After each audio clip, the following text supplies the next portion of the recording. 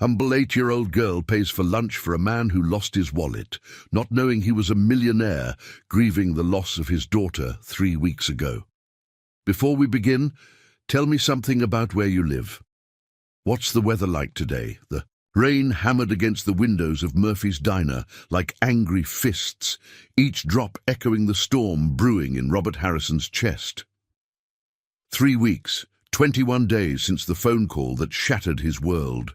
21 days since little Sarah's laughter had been silenced forever by a drunk driver's reckless moment. Robert sat in the corner booth, his expensive suit soaked through, his silver hair disheveled. The untouched coffee grew cold as he stared at the small pink bracelet in his trembling hands, the last gift he'd bought for his 8-year-old daughter. The same age as, "Mister, are you okay?" The small voice pierced through his fog of grief. Robert looked up to see a tiny girl with mousy brown hair tied in a simple ponytail, her clothes worn but clean, her sneakers held together with duct tape. She couldn't have been older than 8, the same age Sarah would have been forever. Robert's voice cracked. He couldn't finish the lie. "You look really sad," the girl said, sliding into the booth across from him without invitation. "My mama says when people look that sad, they need a friend." "Emma," a tired voice called from across the diner, "leave the gentleman alone, sweetheart." Robert watched as a thin woman in a waitress uniform approached, exhaustion etched in every line of her face. She looked barely 30, but life had aged her beyond her years. "I'm so sorry, sir," the woman said, reaching for the little girl's hand. "Emma, we talked about this." "It's all right," Robert managed, surprised by his own words. Something about the child's earnest concern touched a place in his heart he thought had died with Sarah. Emma studied him with wise eyes that seemed too old for her face. "Are you hungry? Food makes everything a little better. That's what Mama always says."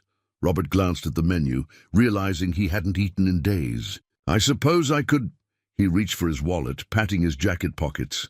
Nothing. He checked his pants, his coat. Gone. My wallet. The panic in his voice was real. Not because Robert Harrison, CEO of Harrison Industries, couldn't afford a meal. His assets were worth over $200 million. But because in this moment, in this grief-stricken state, the simple act of losing his wallet felt like the final straw. "I'll pay for your lunch, mister," Emma announced, digging into her small pocket and producing a crumpled $5 bill and some quarters. "This is my allowance money, but Mama says helping people is more important than buying things for yourself." "Emma, no," her mother whispered urgently. "That's for your school supplies. It's okay, Mama. He needs it more than I need new crayons." Robert stared at the money in the child's small palm, probably all she had in the world, and felt something crack inside his chest. This little girl, who clearly had so little, was offering everything to a complete stranger. "I can't take your money, sweetheart," he whispered. "Please," Emma insisted, her eyes bright with determination. "My daddy went to heaven when I was 5, and I remember how sad Mama was. Nobody should eat alone when they're that sad." The simple words hit Robert like a physical blow. He watched as Emma slid the money across the table, her small fingers, gentle but insistent. In that moment, this child, this beautiful, generous soul, reminded him so much of Sarah that he could barely breathe. "Order whatever you want," Emma said with a smile that could have powered the entire diner. "I'll sit with you so you're not alone." As Robert looked into those kind eyes, he made a silent promise. He would find out everything about this little angel and her struggling mother. He would discover their story, their needs, their dreams, and somehow, some way, he would repay this incredible act of kindness. But first, he had to survive this meal without breaking down completely, because something told him that meeting Emma would change everything, though he had no idea that the little girl sitting across from him would soon become the reason he found his way back to living again. The waitress approached with her order pad, And Emma confidently declared, "He'll have the meatloaf special, please, and maybe some pie. Everybody needs pie when they're sad." Robert nodded, unable to speak, as he realized he'd just encountered the most extraordinary person he'd ever met. And she was only 8 years old. Robert watched through the rain-streaked window as Emma skipped beside her mother down Maple Street, her small hand clutching Grace's worn fingers. Something compelled him to follow at a distance, his heart pounding with a mixture of curiosity and desperate need to understand this family that had touched his soul. They turned into Sunset Trailer Park, a collection of weathered mobile homes, where hope seemed as scarce as the peeling paint on the fences. Emma's home was number 47, a small aluminum box with a crooked porch and flower boxes that somehow bloomed despite the odds. Robert parked his Mercedes behind a cluster of oak trees, feeling like an intruder in his $1,000 suit. Through their thin walls, he could hear Emma's animated voice telling her mother about the sad man at the diner. "You gave him your allowance money." Grace's voice carried exhaustion and gentle reprimand. "He needed it more, Mama. His eyes looked just like yours did when Daddy died." Robert's breath caught. The innocent wisdom of this child was staggering. He watched as lights flickered on in their modest home, casting warm shadows against the curtains. This was real life, struggle, sacrifice, and the kind of love that money couldn't buy. His phone buzzed. Margaret, his assistant, with urgent messages about board meetings and quarterly reports. The corporate world that had consumed his life for decades suddenly felt hollow and meaningless. Nothing seemed important anymore except the glowing windows of Trailer 47. As he sat in his luxury car, Robert made a decision that would have shocked his business partners. He would learn everything about Emma and Grace. He would find a way to help them without destroying the beautiful simplicity of what they had. But most importantly, he would let them teach him how to live again. The next morning, he would begin his quiet investigation, and Emma, bless her innocent heart, had no idea that her $5 act of kindness had just caught the attention of one of the most powerful men in the state. But power, Robert was beginning to realize, meant nothing if you had no one to share it with. Grace Martinez wiped down the last table at Murphy's Diner, her feet aching from the double shift. Emma sat in the corner booth doing homework, her tongue poking out in concentration as she worked on math problems by the light of her small flashlight. The bulb above their usual table had burned out weeks ago. "Mama, why was that man so sad?" "Yesterday?" Emma asked, without looking up from her addition problems. Grace paused, remembering the well-dressed stranger who'd seemed on the verge of collapse. "Sometimes grown-ups carry heavy things in their hearts, sweetheart, just like you carried Daddy's picture for a long time after he went to heaven." "I still carry it," Emma whispered, pulling a worn photograph from her backpack. "But it doesn't hurt as much anymore." Grace's heart clenched. 3 years since David's construction accident, and she was still drowning in medical debt from his final months in the hospital. The bills kept coming, relentless as the tide. $60,000 might as well have been 60 million. She glanced at the envelope tucked behind the register, another past due notice from Memorial Hospital. Emma's last dental checkup had revealed cavities they couldn't afford to fill. The child never complained, never asked for the toys other kids had, never mentioned the holes in her shoes. "Mrs. Martinez?" A voice interrupted her thoughts. The diner's owner, Mr. Murphy, emerged from the kitchen with an envelope. "This came for you today. Strange thing. No return address, but it's definitely for you." Grace frowned, tearing open the envelope. Inside was a cashier's check for $500 and a simple note for Emma's school supplies and whatever else she needs. A grateful friend. Who would? Grace stared at the check, her hands trembling. $500 would cover Emma's dental work and still leave money for winter clothes. "Maybe you have a guardian angel," Mr. Murphy suggested with a smile. Grace looked at Emma, still absorbed in her homework, humming softly to herself. Yesterday, her daughter had given away her entire allowance to help a stranger. Today, somehow, kindness had found its way back to them. But who was watching? Who knew about their struggles? And why did the expensive stationery and perfect handwriting make her both grateful and nervous?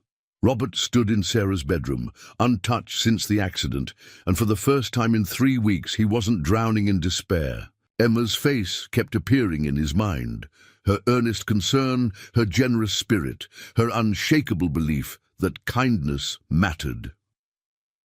Sarah's dollhouse sat in the corner, an elaborate Victorian mansion that had cost more than most people's cars. Yet Emma, with her duct-taped shoes and $5 allowance, possessed something infinitely more valuable than anything money could buy. "Sir," Margaret appeared in the doorway, her expression cautious.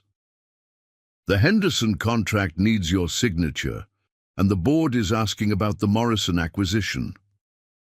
Robert barely glanced at the papers. "Handle it. All of it." "Sir, you haven't been to the office in 3 weeks. The investors are—" "Margaret," Robert's voice was quiet but firm, "I want you to research everything about Grace Martinez. She works at Murphy's Diner on Maple Street. Quietly, carefully. I need to know about her situation, her debts, her daughter's needs. Everything." Margaret's eyebrows rose. This was not the Robert Harrison she'd worked for during the past 15 years. "Sir, may I ask—" "No questions, just information. And Margaret, set up a scholarship fund, anonymous, for children who demonstrate exceptional kindness. Start with 50,000. That evening, Robert drove back to Sunset Trailer Park. He sat in his car, watching Emma play on the small swing set behind their trailer. Her laughter carried on the evening breeze, pure and joyful despite her circumstances. A memory surfaced. Sarah on her elaborate swing set in their mansion's backyard, crying because she had no one to play with. The irony was devastating. His daughter had died surrounded by luxury, but starved for simple human connection. Emma, with nothing, seemed to have everything that mattered. Robert pulled out his phone and called his lawyer. "James, I want to change my will. Yes, all of it. And I need you to establish several trusts, anonymous ones." As he watched Emma's silhouette against the sunset, Robert felt something he hadn't experienced since the accident. Hope. Maybe, just maybe, this little girl could teach him how to honor Sarah's memory by actually living again. "Table 6 is asking for you specifically," Mr. Murphy told Grace, nodding toward the well-dressed man sitting alone by the window. Grace's heart skipped. It was him, the stranger Emma had helped 3 days ago. He looked different now. Less broken, though sadness still lingered in his eyes. "Ma'am," he stood as she approached, his manners old-fashioned and respectful. "I wanted to thank you. Your daughter. She showed me something I'd forgotten existed." "Emma has that effect on people," Grace smiled, refilling his coffee cup. "She sees the world differently than most of us." "I'm Robert," he said quietly, "and I was wondering, would it be appropriate for me to make a donation to Emma's school? Anonymous, of course. Call it paying forward her kindness." Grace studied his face. There was genuine warmth there, but also something deeper, a careful intentionality that made her slightly uneasy. "That's very generous, Mr. Just Robert. I lost someone recently, someone very precious. Your daughter reminded me that kindness still exists in this world." "I'm sorry for your loss," Grace said softly. "Emma lost her father 3 years ago. She understands that kind of pain." Robert's eyes widened. "I didn't know. How do you manage it? The grief, I mean." Grace glanced across the diner where Emma sat reading a library book, her legs swinging from the booth. "You don't manage it. You learn to carry it. Emma taught me that helping others helps heal the hurt. It's like sharing the weight makes it bearable." "She's remarkable," Robert whispered. She is, and she's all I have left of her father, his kindness, his generous heart. It lives on in her. Robert nodded, understanding flooding his features. The donation would be gratefully accepted, Grace said. But Robert, if you ever want to just talk about loss or about life, you're welcome here. Emma would love to see you again. As Robert left that afternoon, he felt something shift inside his chest. Grace's invitation wasn't just politeness, it was genuine human connection, something he'd forgotten how to build. But he also saw the careful way Grace stretched the coffee, the patches on Emma's backpack, the calculations she did on napkins when she thought no one was looking. Tomorrow, he would begin the delicate process of changing their lives without destroying the beautiful relationship that was slowly healing his broken heart. The call came at 2:17 a.m. Grace's panicked voice over the phone made Robert's blood run cold. "Robert, I'm sorry to call so late, but I didn't know who else. Emma's in the emergency room, high fever, and they're talking about pneumonia and my insurance. It doesn't cover everything and I can't." Robert was already reaching for his keys. "Which hospital?" "Memorial, but you don't have to. I'll be right there." Robert Harrison, who commanded boardrooms and controlled millions, had never felt more powerless than when he walked into Memorial. Hospital's pediatric wing. Grace sat in a plastic chair, still wearing her diner uniform, clutching Emma's backpack like a lifeline. "How is she?" he asked, sitting beside Grace. "Stable. The antibiotics are working, but they want to keep her for observation. 3 days minimum." Grace's voice broke. "I can't afford 3 days. I can barely afford 3 hours." "Yes, you can," Robert said quietly. Grace looked at him with confusion. "I mean, let me help, please. Emma saved my life that day in the diner. This is the least I can do." Before Grace could protest, Robert was at the billing desk, speaking in low, urgent tones with the night administrator. He returned with a gentle smile. "It's handled. Everything. Focus on Emma." "Robert, I can't let you—" "A very wise 8-year-old once told me that helping people is more important than keeping money for yourself." His eyes were bright with unshed tears. "She's teaching us both about what really matters." Through the window of Emma's room, they watched the little girl sleep, her breathing steady and peaceful. In the fluorescent hospital light, Robert saw something that made his heart race with both terror and joy. He was falling in love with this family. Not romantic love, something deeper. The love of someone who'd found his missing pieces in the most unexpected place. But as he watched Grace's grateful tears, Robert realized his secret was becoming a problem. How long could he hide who he really was?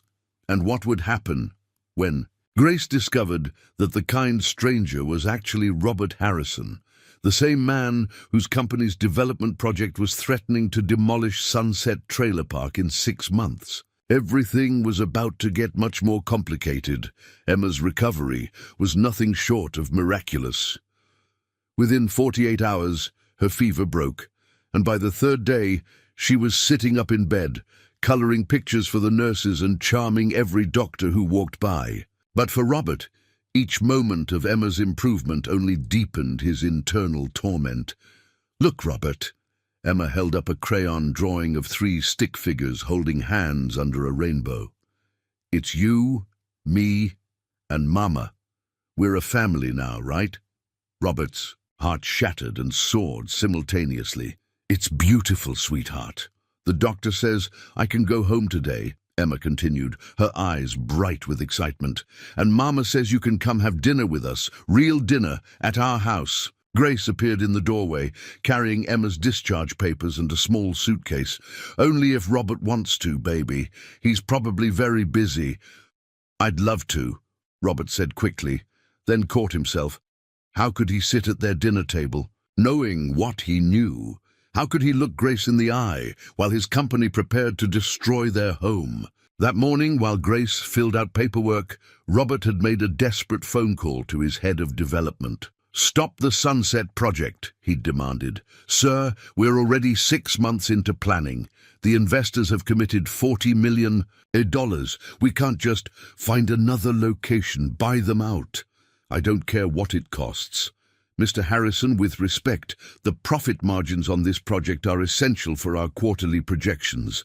The board will never—" Robert had hung up, his hands shaking. 15 years of building Harrison Industries into a powerhouse, and now his own success was threatening the only thing that mattered anymore. As they drove to Sunset Trailer Park in separate cars, Robert's Mercedes felt like a prison. Every luxury detail seemed to mock him. The leather seats that cost more than Grace made in 3 months, the sound system worth more than Emma's medical bills, the dashboard that displayed stock prices in real time. Emma's trailer looked different in daylight.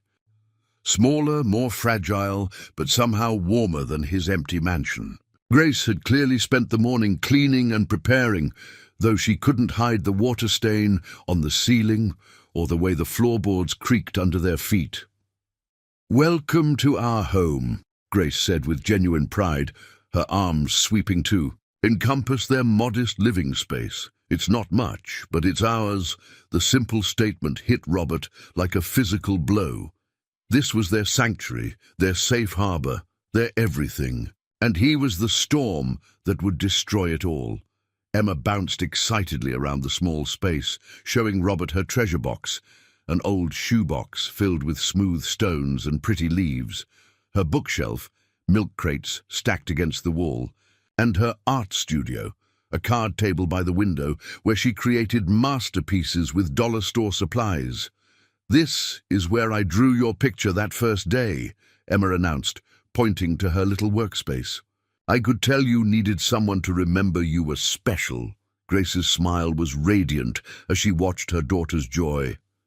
Emma has always been able to see the good in people, even when they can't see it themselves. Dinner was simple: spaghetti, with marinara sauce, garlic bread, and a salad made with vegetables from Grace's small garden behind the trailer. But the love that seasoned every bite made it the finest meal Robert had ever tasted. "Tell us about your little girl," Grace said, gently as they cleared the table. "Emma mentioned you seemed sad about someone special." Robert's fork paused mid-air. He'd been dreading this moment. But somehow Grace's gentle question opened a floodgate he'd kept sealed for weeks. "Her name was Sarah," he whispered. "She was 8, just like Emma, bright, curious, full of life. A drunk driver took her from me 3 weeks ago." Emma climbed into Robert's lap without asking, her small arms wrapping around his neck. "I'm sorry your Sarah went to heaven," she whispered, "but I bet she's happy you found us." The innocent words broke something loose in Robert's chest. He held Emma close, breathing in the scent of her strawberry shampoo, feeling her heartbeat against his. This child had given him something he thought he'd lost forever: the ability to love without reservation. But as the evening wore on, Robert's guilt grew heavier. Every laugh, every story, every moment of connection felt like a betrayal of the secret he carried. He was living a lie, building a relationship on a foundation that would crumble the moment Grace learned the truth. When it was time to leave, Emma hugged him tightly. "You'll come back soon, right? Promise?" "I promise," Robert said, meaning it with every fiber of his being. But as he drove away from Sunset Trailer Park, he knew that keeping that promise might require him to sacrifice everything he'd spent his life building. The question was he brave enough to choose love over legacy? The Harrison Industries boardroom had witnessed many heated discussions over the years, but nothing like the confrontation that erupted on Thursday morning. Robert sat at the head of the polished mahogany table, facing 12 of the most powerful executives in the state, all staring at him as if he'd lost his mind. "You want to cancel the Sunset development?" Board member Charles Whitfield's voice dripped with disbelief. "Robert, this project represents our biggest expansion opportunity in 5 years." "Find another location," Robert said firmly, his hands steady despite the chaos raging inside him. "There is no other location." Margaret. Jen, the development director, spread blueprints across the table. "We've spent 18 months identifying this site. The proximity to downtown, the transportation access, the zoning approvals we've already secured. It's irreplaceable." Robert studied the plans that would transform Sunset Trailer Park into Harrison luxury condominiums. 47 families would be displaced, their communities scattered to make way for million-dollar units that most of them couldn't afford to clean, let alone live in. Trailer 47 was marked with a small red X. "What's this really about?" asked Victoria Sterling, the longest-serving board member. "Robert, you haven't been yourself since the accident. We understand you're grieving, but—" "This isn't about Sarah," Robert lied, though everything was about Sarah now, about Emma, about the family that had taught him what wealth really meant. "The investors have already committed," Charles continued, $42 million. "If we back out now, Harrison Industries will face lawsuits that could bankrupt us." "Then we'll face them," Robert said quietly. The room erupted. Voices overlapped in a crescendo of outrage and disbelief. These people had trusted him to make profitable decisions, not emotional ones. They had families, too, retirement funds tied to the company's success, careers built on Harrison Industries' reputation. Robert's phone buzzed with a text from Grace. "Emma keeps asking when you're coming back. Dinner Sunday?" His heart clenched. Sunday. 3 days from now. By then, would he have found a solution, or would he be forced to choose between his company and his soul? "Give me 2 weeks," Robert said suddenly, his voice cutting through the arguments. The room fell silent. 2 weeks to find an alternative that satisfies our investors and preserves the profit margins. "If I can't find a solution that works for everyone, we proceed as planned," Victoria started. 2 weeks, he repeated. "That's my final offer." As the executives filed out, grumbling and exchanging worried glances, Robert remained alone. With the blueprints, 47 red X's stared back at him. 47 families who had no idea their world was about to change. That evening, Robert drove to every rival development site within 50 miles. He met with city planners, zoning commissioners, and property owners.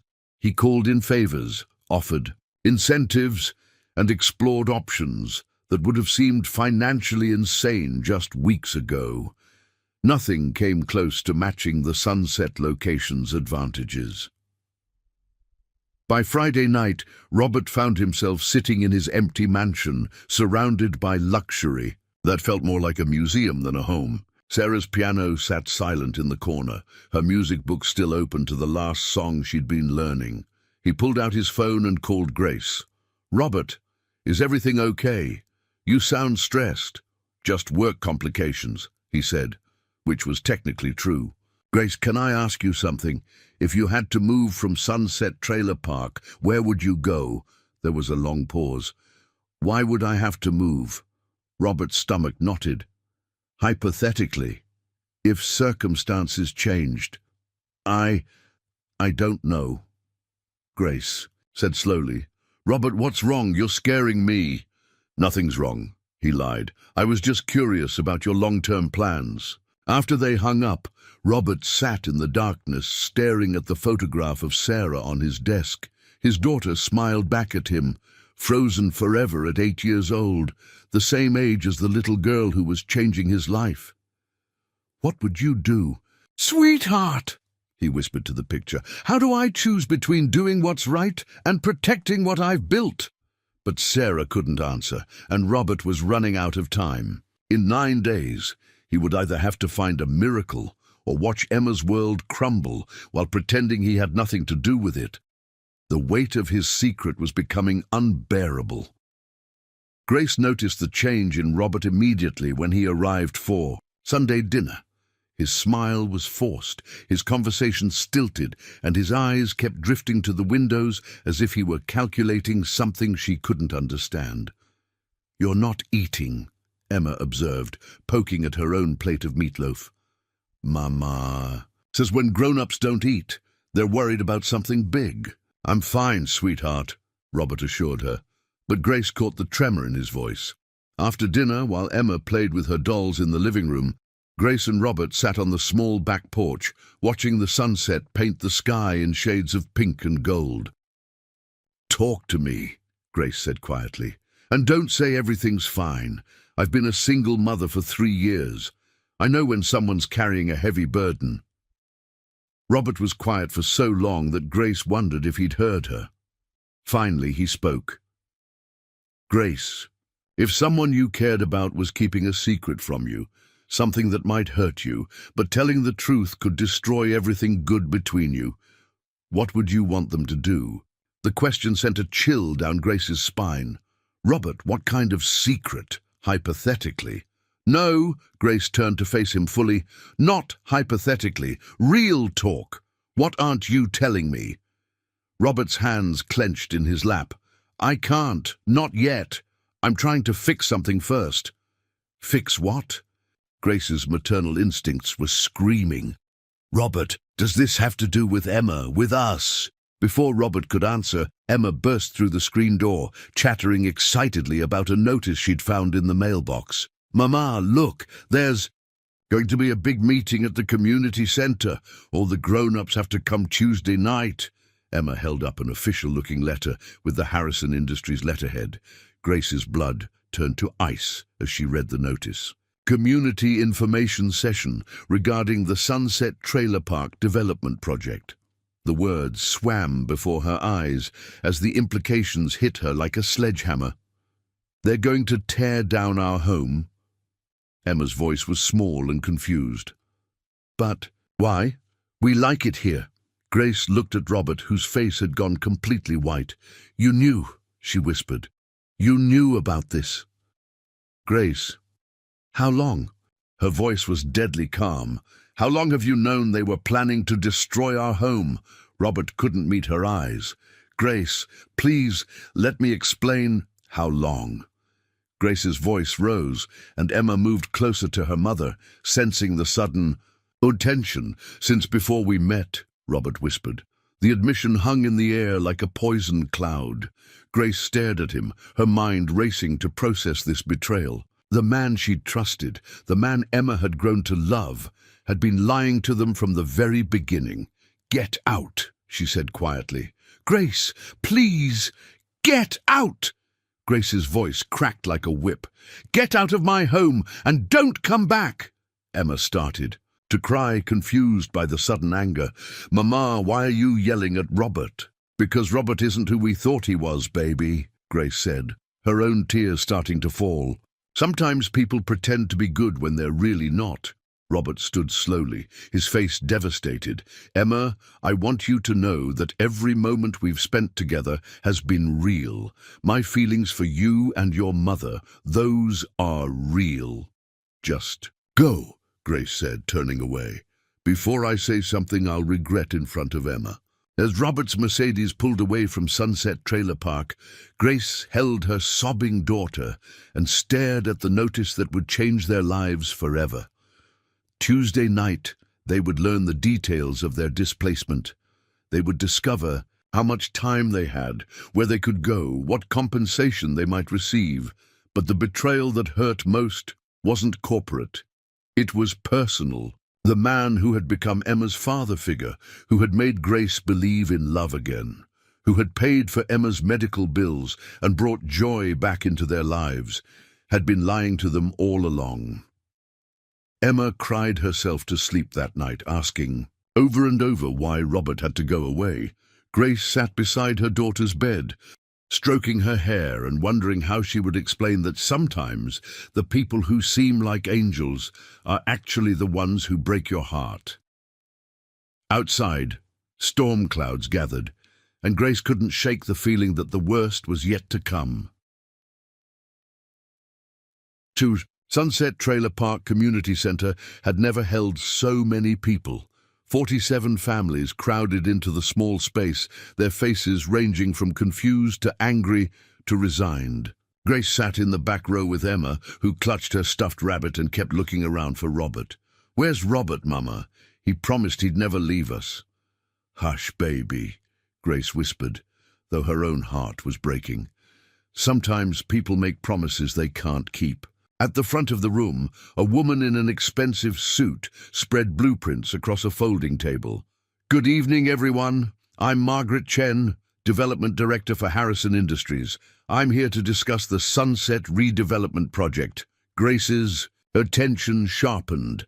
Harrison Industries. Where had she heard that name before? As you know from the notices, Harrison Industries has purchased this land for a luxury condominium development. Construction will begin in 60 days, which means all current residents will need to relocate by March 1st. An elderly man in the front row raised his hand. "What about compensation? Most of us have been here over 10 years. Harrison Industries is prepared to offer fair relocation assistance," Margaret replied smoothly. "Each family will receive $3,000 to help with moving expenses and deposits on new housing." The room erupted in angry voices. $3,000 wouldn't cover first month's rent in most places, let alone security deposits and moving costs. "What about our community?" shouted Mrs. Rodriguez from Trailer 23. "My grandchildren live here. This is our home." "I understand this is difficult," Margaret said, her voice professionally sympathetic. "But progress requires sacrifice. The Harrison luxury condominiums will bring jobs and tax revenue to the area." Grace felt sick. Luxury condominiums where families like hers would never be able to afford even to visit, let alone live. Emma tugged on her sleeve. "Mama, why is everyone angry?" "Because sometimes rich people take things away from poor people," Grace whispered, surprised by the bitterness in her own voice. Margaret was explaining timelines and legal requirements when Emma suddenly gasped. "Mama, look!" Grace followed her daughter's pointing finger to a framed photograph on the display table. A groundbreaking ceremony photo featuring the Harrison Industries executive team. And there, in the center, shaking hands with the mayor and holding a golden shovel, was Robert. The caption read, "Harrison Industries CEO Robert Harrison breaks ground on the Riverside shopping complex." Grace's world tilted sideways. Robert Harrison, CEO of Harrison Industries, the man who had held her crying daughter, who had paid for Emma's medical bills, who had sat at their humble dinner table and told them about losing his daughter, the man who was stealing their home. "That's Robert," Emma said loudly, pointing at the photo. "That's our Robert." Several people turned to look, including Margaret Chen, whose eyes widened with recognition as she spotted Grace. "You know Mr. Harrison?" Margaret asked. Grace couldn't speak, couldn't breathe. The betrayal was so complete, so devastating that she felt physically ill. "He's our friend," Emma announced proudly, oblivious to her mother's shock. "He comes to dinner and takes care of us when I'm sick." Margaret's expression shifted from professional courtesy to genuine concern. "Ma'am, I think there might be some confusion." "No confusion," Grace managed to say, her voice hollow. "We know exactly who Robert Harrison is." As Margaret continued her presentation, Grace's mind raced through every interaction, every kindness, every moment of growing trust. Had it all been calculated? Had Robert been studying them, learning their weaknesses, preparing to minimize their resistance to his development project? The medical bills he'd paid, the scholarship fund he'd mentioned, the careful questions about where they'd go if they had to move. It all made horrible sense now. When the meeting ended, Grace gathered her papers and helped Emma with her coat, moving like a woman in a trance. Outside, the night air was sharp and cold, matching the ice that had formed around her heart. "Mama, why didn't Robert come to the meeting?" Emma asked as they walked home. "He would have told those people not to take our house away." Grace stopped walking and knelt in front of her daughter, taking Emma's small face in her hands. "Baby, I need you to understand something very important. Robert isn't who we thought he was. He's the man who's taking our house away." Emma's eyes filled with confusion and tears. "But he loves us. He told me so." "Sometimes people say things they don't mean," Grace whispered, her own tears falling now. "Sometimes people pretend to care about us when they really just want to hurt us." As they walked the remaining distance to Trailer 47, Grace felt something precious and irreplaceable shatter inside her chest. She'd been foolish to believe that a man like Robert could genuinely care about people like them. She'd let herself hope, let Emma hope, and now they would both pay the price for her naivety. Emma cried herself to sleep that night, asking why Robert had lied to them. Grace sat beside her daughter's bed, staring at the crayon drawing Emma had, made of their family, 3 stick figures holding hands under a rainbow. Tomorrow, she would have to start looking for a new place to live. Tomorrow, she would have to figure out how to rebuild their life again. But tonight, she mourned the death of a dream she'd been foolish enough to believe could come true. Robert sat in his study at 3 a.m., surrounded by legal documents, financial projections, and architectural plans. He'd been awake for 36 hours straight, desperately searching for a solution that would satisfy his board, protect his company, and save the community that had become his lifeline. The math was brutal. Canceling the Sunset Project would cost Harrison Industries $47 million in committed funds, legal penalties, and lost revenue. The alternative sites he'd investigated would reduce profit margins by 60% and delay construction by at least 2 years. His phone had been ringing constantly. Board members demanding explanations, investors threatening lawsuits, employees worried about their jobs. Victoria Sterling had left 3 voicemails, each more urgent than the last, but none of that compared to the message that had shattered his heart completely. Grace's voice, recorded at 11:47 p.m., was cold and precise. "Mr. Harrison, I want you to know that Emma and I will be out of Sunset Trailer Park by February 15th. We don't want your relocation money, and we don't want your help finding a new place. We'll manage on our own, like we always have. And if you ever truly cared about Emma, you'll stay away from us. Some damage can't be undone." The line had gone dead, leaving Robert alone with the devastating finality of her words. He'd lost them, the only people who had made his life worth living since Sarah's death were gone, and it was entirely his fault. Robert walked to the window, overlooking his estate's manicured grounds. Somewhere across the city, Emma was probably sleeping fitfully, confused and heartbroken by the betrayal of someone she'd trusted completely. Grace was likely lying awake, planning their uncertain future and cursing herself for believing in him. His reflection stared back from the dark glass, a man who had everything money could buy and nothing that actually mattered. The irony was devastating. He'd built Harrison Industries to create a legacy for Sarah, to ensure she'd never want for anything. But Sarah was gone, and in trying to honor her memory through corporate success, he'd become the very thing she would have despised, someone who destroyed families to build empires. A soft knock on the study door interrupted his thoughts. Margaret entered, carrying a steaming cup of coffee and a concerned expression. "Sir, you need to get some sleep. The emergency board meeting is in 6 hours." "Cancel it," Robert said quietly. "Sir, cancel the meeting. Cancel the project. Cancel everything." Margaret's eyes widened. "Robert, if you cancel Sunset now, the board will call for a vote of no confidence. You could lose control of your own company." "Maybe I should." "You don't mean that." Robert turned from the window to face his longtime assistant. "Margaret, in 15 years of working together, have you ever seen me truly happy?" She hesitated.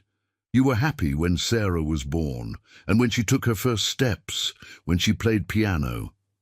And since the accident," Margaret's expression softened. "You've been surviving, not living." For 3 weeks, I was living again. A little girl with duct tape shoes and a $5 allowance showed me what wealth really means, and I destroyed it because I was too much of a coward to choose love over profit. Robert walked to his desk and pulled out a sheet of paper. Draft my resignation letter, effective immediately, and schedule a press conference for tomorrow afternoon. Robert, you can't. I can and I will. Robert's voice was firm, decided. Harrison Industries will proceed with the Sunset development under new leadership. The board will get their profits, the investors will get their returns, and 47 families will lose their homes. But I won't be the one holding the demolition orders. Margaret stared at him. What will you do? Robert picked up Emma's crayon drawing from his desk, the one she'd given him at the hospital, showing their little family under a rainbow. He'd carried it with him every day since. I don't know, he admitted, but for the first time in months, I'm going to try to do the right thing, even if it costs me everything. As dawn broke over the city, Robert began writing the most important letter of his life, not his resignation, that would come later. This letter was for Grace and Emma, an apology that would probably never be read but needed to be written. He had less than 48 hours before the board meeting that would determine the fate of Sunset Trailer Park. 48 hours to find a miracle that could save the community without destroying the company hundreds of employees depended on. It seemed impossible. But then again, a few weeks ago, he'd thought it was impossible for an 8-year-old girl to teach a broken billionaire how to love again. Sometimes the impossible was just another word for what we're not brave enough to try. The Harrison Industries boardroom had never witnessed anything like what unfolded on that cold February morning. Robert walked in carrying a single manila folder and Emma's crayon drawing, his face calm, despite the storm of emotions raging inside him. 12 board members sat around the mahogany table, their expressions ranging from concerned to openly hostile. Victoria Sterling spoke first. Robert, we've been patient with your grief, but this company cannot survive your recent decisions. The Sunset Project is worth $47 million. Robert interrupted quietly. I know the numbers, Victoria. I also know something more valuable. He placed Emma's drawing on the table. 3 stick figures under a rainbow, drawn with broken crayons on dollar store paper. This was given to me by an 8-year-old girl who spent her entire allowance to buy lunch for a broken stranger. She taught me that the measure of wealth isn't what you accumulate, but what you're willing to give away. Charles Whitfield leaned forward aggressively. Robert, with all due respect for your personal situation, we have fiduciary responsibilities. Yes, we do. Robert opened his folder and pulled out a cashier's check. Harrison Industries will proceed with the Sunset development as planned. This check covers the full amount of my personal shares in the company, $47 million. Consider it my final contribution. The room erupted in shocked voices, but Robert continued calmly. I'm resigning as CEO, effective immediately. Victoria, you have my recommendation for succession. The company will be more profitable than ever, and I won't be there to interfere with your progress. Robert, you can't be serious, Margaret whispered. This company is your life's work. No, Robert said softly, looking at Emma's drawing. This company was my attempt to build a legacy for my daughter.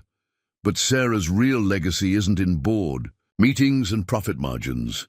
It's in the kindness she showed every person she met. Just like another little girl I know. Victoria's voice was gentle now, concerned. What will you do? Robert smiled for the first time in weeks. I'm going to invest in something that actually matters. 3 hours later, Robert stood outside Murphy's diner, his heart pounding as he watched Grace work through the window. She moved efficiently between tables, but her usual warmth was gone, replaced by the mechanical motions of someone going through the motions of living. Emma sat in their corner booth, coloring listlessly. Even from outside, Robert could see that Her usual joy had dimmed. He pushed open the door, and conversation stopped. Grace looked up from her order pad, her face cycling through surprise, anger, and something that might have been pain. "We're closed to you," she said coldly. "Grace, please, 5 minutes." "Mama, it's Robert." Emma's voice cracked with hope and confusion. "Did you come to fix everything?" Robert knelt beside Emma's booth, his eyes level with hers. "Emma, I need to tell you something very important. I made terrible mistakes, and I hurt you and your mama. I'm sorry." "Are you still going to take our house?" Emma asked, her eyes wide and trusting despite everything. "No, sweetheart, your house is safe. All the houses are safe." Grace moved closer, suspicion clear in her voice. "What are you talking about?" Robert stood slowly, pulling a set of legal documents from his jacket. "I bought Sunset Trailer Park this morning. All of it. It's yours now, the whole community. No rent, no landlords, no developers. It belongs to the families who live there." Grace stared at the deed, her hands trembling. "This is impossible. You can't just—" "I can, and I did. Harrison Industries will build their condominium somewhere else. I made sure of it. With what money?"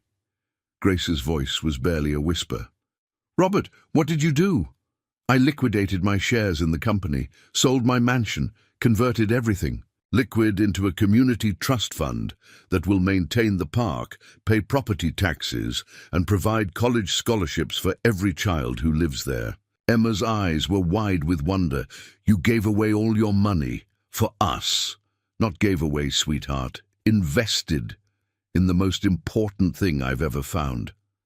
Grace was crying now, the legal documents shaking in her hands.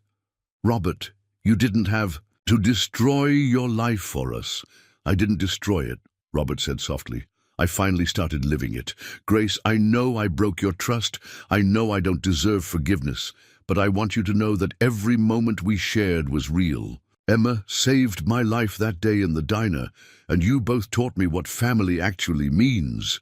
Emma launched herself into Robert's arms, holding him tight. "Are you going to live with us now? In a trailer?" Robert looked over Emma's head at Grace, whose tears were falling freely now. "Only if your mama thinks there's room for a foolish old man who finally learned what matters most." Grace wiped her eyes, studying his face. "What about your company, your legacy?" "My legacy is making sure Emma grows up in a world where kindness matters more than profit margins, where a little girl's $5 allowance can change someone's entire life." Grace was quiet for a long moment. Then she reached out and touched Robert's cheek. "Emma was right about you from the beginning. She said you just needed someone to remember you were special." "Do you think—" Robert's voice broke slightly. "Do you think there's a chance we could be a real family? Not just pretend," Emma answered, before Grace could speak. "We already are a family, silly. I drew the picture, remember?" Grace laughed through her tears, the sound like music after weeks of silence. "I remember. 3 people under a rainbow." That evening, as the sun set over Sunset Trailer Park, now officially renamed Emma's Community in honor of the little girl whose kindness had started it all, Robert sat on the porch of his new home. It was a small trailer, barely a tenth the size of his former mansion, but it felt like the most luxurious place on earth. Grace worked in her garden while Emma played on the swing set, her laughter carrying on the evening breeze. In his pocket, Robert carried 2 things: Emma's original crayon drawing and a small velvet box containing an engagement ring he hoped to give Grace when the time was right. 6 months later, at their wedding in the community center, Emma served as both flower girl and best man, proudly announcing to everyone that her daddy Robert had taught her the most important lesson of all. The richest people are the ones who give away the most love. Robert Harrison had lost a fortune and gained everything that mattered, and every night, as he tucked Emma into bed and kissed Grace goodnight, he whispered a thank you to Sarah's memory for sending him an angel in duct-taped shoes who showed him the way home, In a world that often seemed to value wealth over kindness, one 8-year-old girl had proven that the smallest acts of love could change everything. And sometimes, if you're very lucky, they give you a second chance at the life you were always meant to live.